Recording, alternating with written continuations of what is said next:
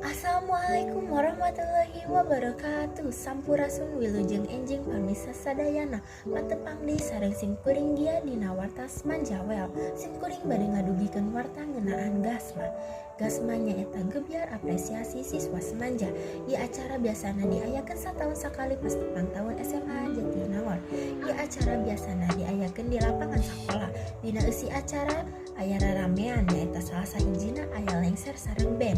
Gasma tadi dibuka secara umum khusus siswa-siswi Semanja unggul nu tiasa ngiring acara. Sebab acara ieu acara sakola sanes acara kanggo umum. Gasma tahun ayeuna bade diayakeun tanggal 28 Oktober 2022.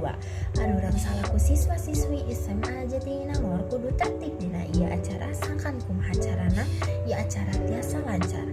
Rupina sakitu warta anu parantos tiasa didugikeun ku simkuring. Terus saksikeun warta Semanjawel kanggo update warta ngeunaan Semanja. Wilujeng deui dina waktos anu kapayun. Hatur nuhun kasadayana. Wassalamualaikum warahmatullahi wabarakatuh.